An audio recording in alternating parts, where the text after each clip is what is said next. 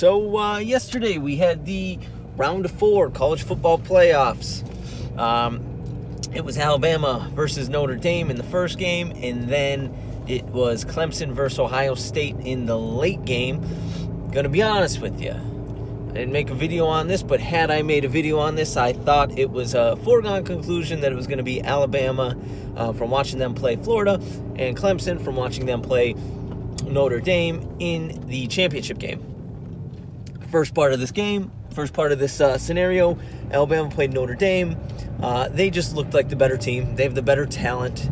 Devonta Smith, easily in the upcoming 2021 draft. If I'm taking a wide receiver, and every one of them's on the board, I'm taking Devonta Smith. I'm not taking Jamarr Chase. I'm not taking Rondale Moore. I'm not taking Jalen Waddle, his teammate. I'm taking Devonta Smith. He's a good route runner. He could get the ball in space. He's a punt returner. He could do it all. Inside, outside, doesn't matter.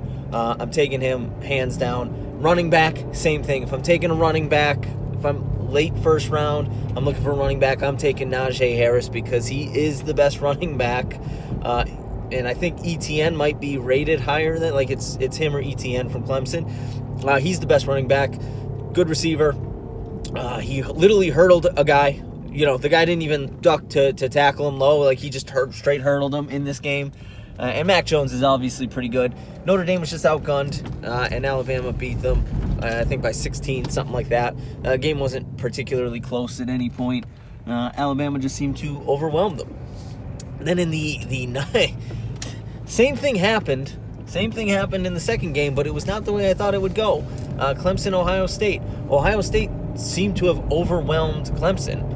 Ohio State's offensive line was just bullying Clemson's defensive line. Trey Sermon had himself a good game. He looks like a potential sleeper in the NFL draft. I'm pretty sure he does not have to come out this year. He's not a senior, but if he did have to come out, transfer from Oklahoma, he is going to be a decent late round sleeper kind of guy because, man, he's got some wiggle and he's a big boy. He can take a beating.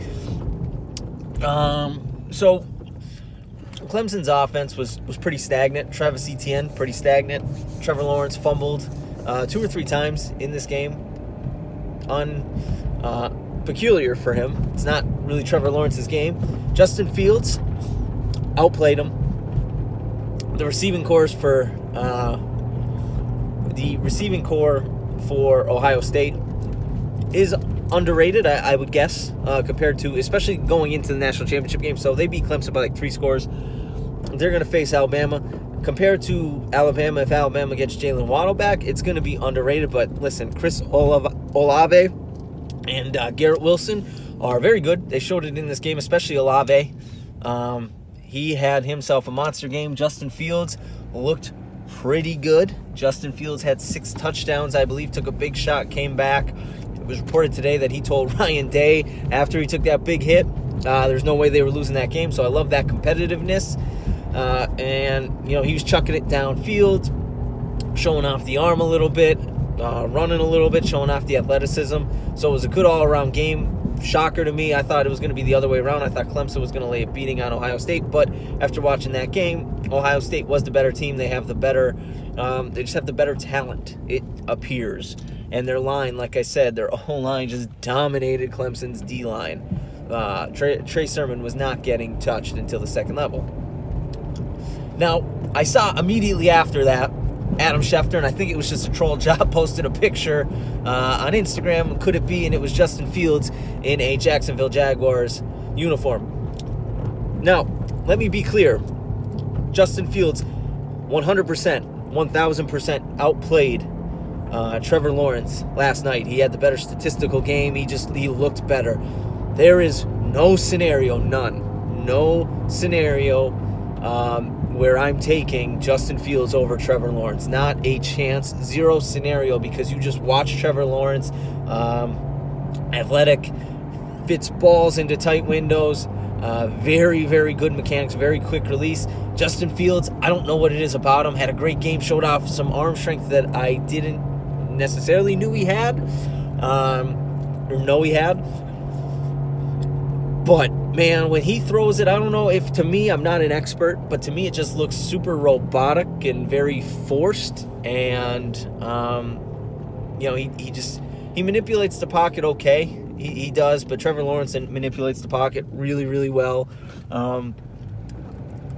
He was throwing his deep shots were down the seam, so I don't know if he could throw like a deep out. I don't know if it would look the same. Like he had the arm strength to throw it 60 yards, but I don't know if he has the arm strength to drive it, on a 15-yard out into a tight window from the far hash. You know what I mean? I just don't know if he has that. Like I said, it looks very robotic, and to me, his release just looks kind of slow. Now, granted, he's going to leave Ohio State. They're not coaching him up to be an NFL quarterback, so he's going to leave and he's going to get prepared for the draft, and those are things that potentially he could get cleaned up. I would like to see him go to Jordan Palmer because he seems to be like that quarterback guru at this point.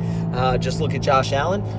But to me, yesterday, just watching that game, Trevor Lawrence, 100%. I'm still taking him if I'm an NFL team first overall. And like I said, I've said it in a Jets video, if I'm a Jets fan or if I'm the Jets, I'm going to stick with Sam Darnold over Justin Fields, although Justin Fields it was pretty impressive last night, but he's just not, I don't see him. He needs to clean some things up, in my opinion, my non-expert opinion. He just needs to clean some things up, and he needs to look less robotic to me. That being said, the national championship game is set. There's going to be NFL players all over the field, both sides of the ball. Ohio State, Alabama. Ohio State is not going to get that piss-poor secondary that they faced last night against Clemson. They're going to get guys like Patrick Surtain out there covering Olave. That's going to be an exciting matchup. Can they stop Devonta Smith? I don't know. Mac Jones, Justin Fields, 2 potential first-round picks going at it. It's going to be great. Set for the 11th of January. I'll be watching. You'll be watching. Let me know what you thought. If you're a fan of, Ohio State, did it shock you as much as it shocked me? What do you think about Justin Fields? If you were an NFL fan, would you want him over Trevor Lawrence? If you're there, give me a reason why. Let me know in the comments. Subscribe. Do the damn thing. I appreciate you. See you in the next one.